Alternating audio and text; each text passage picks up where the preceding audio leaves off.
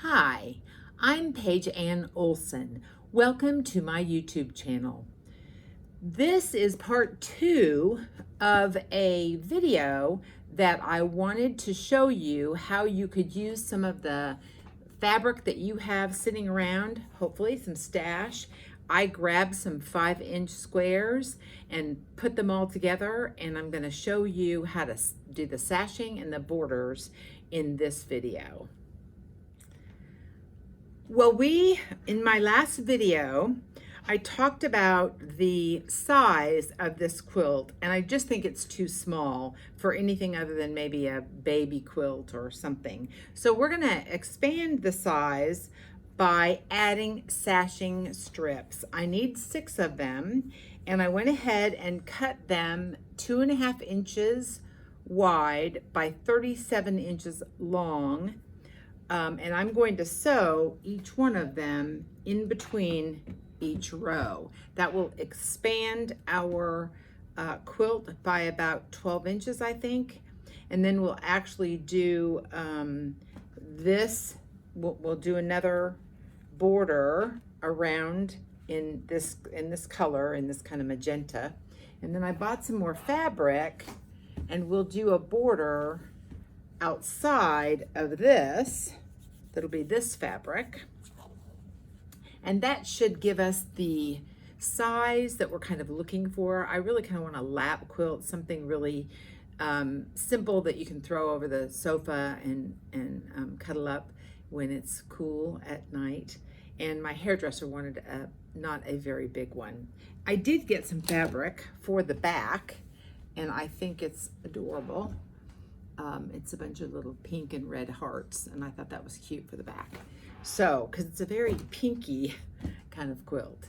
So I'm gonna go ahead and put the sashing on each row, and then I'll be back and show you how to do the border around the top and the sides. There are a couple of things I want to show you.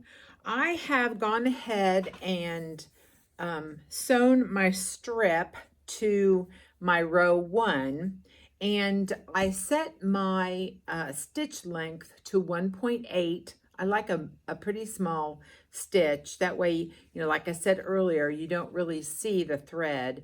I used a light gray thread like I said in the first video, and I used my 1/4 foot.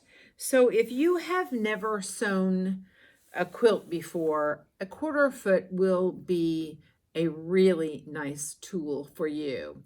It has like a little bar that you put your fabric up against as you're running it through the machine, and it helps give you a nice even stitch all the way down, and that's going to help you when you put your quilt together for it to be even. The other kind of thing I wanted to tell you, one of the great things about putting sashing on this particular quilt is we do not have to match all of our squares. Had we not used the sashing, we would be struggling or working to try to make sure that each one of those squares is even as we do each row. And this using the sashing will eliminate that, because as a beginner quilter, you'll have a hard time making these even in the beginning. That's just going to take practice, and the more you sew, the more you stitch, the more you practice sewing.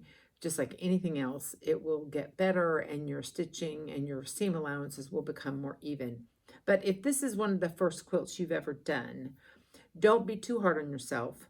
And we're going to mask it anyway with the sashing, and that will help you have a quilt that's going to come out nicely and be appealing, and you're going to want to use it or give it away. So hopefully that was helpful. So I have my sashing all done.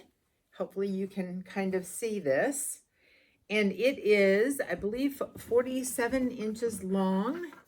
So we increased it. Yep, it's 47 inches long by 35.5 inches wide. I've got a little bit of trimming to do because when I put it all together, the edges are not exactly even. So I'm gonna square those edges up on both sides. And then I'm going to cut out strips for the border out of the pink fabric. And I'm gonna cut it 2 pieces, 2.5 inch strips for both sides, and then I'm going to do the same thing for the bottom.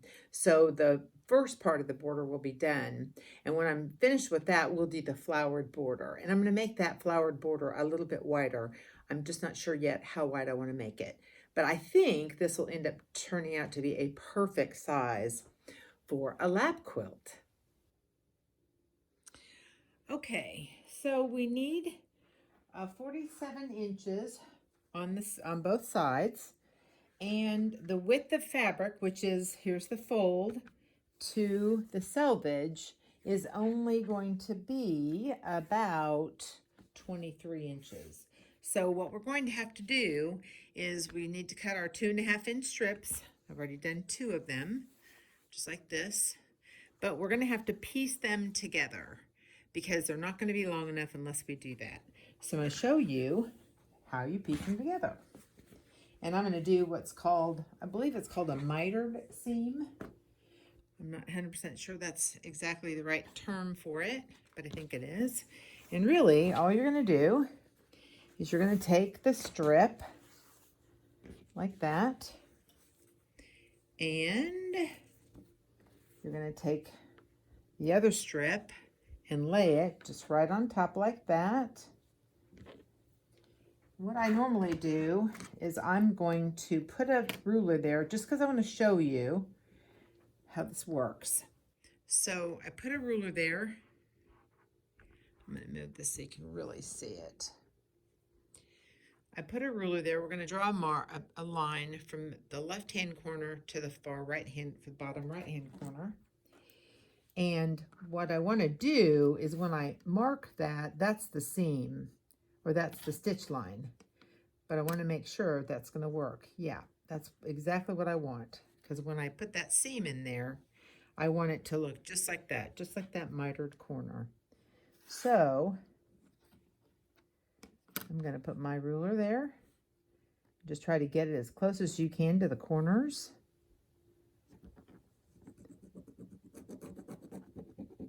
And I'm using my, well, it's not really marking. There it is. There it goes. This is my heat-soluble pen, so it'll come right off when I'm done. And then I normally, just to carry it over to the sewing machine, I will normally just stick a pin in it so I don't get, so it doesn't come apart. Just like that. I'm going to take this to the sewing machine and I'm going to stitch that right down that line, and then I'll be back and show you what that's going to look like.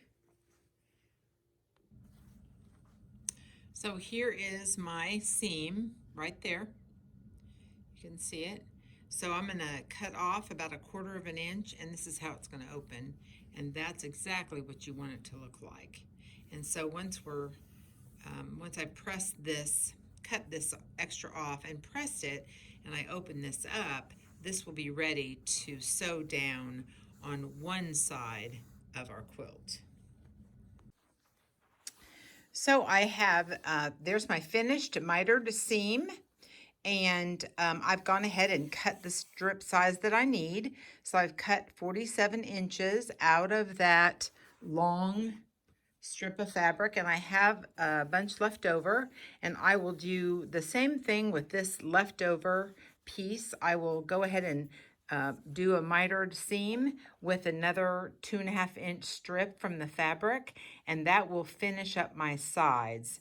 And then I will repeat this process to do the top and the bottom. Now, once I get these sides on, the top and the bottom, the measurement will increase by the finish size of these strips.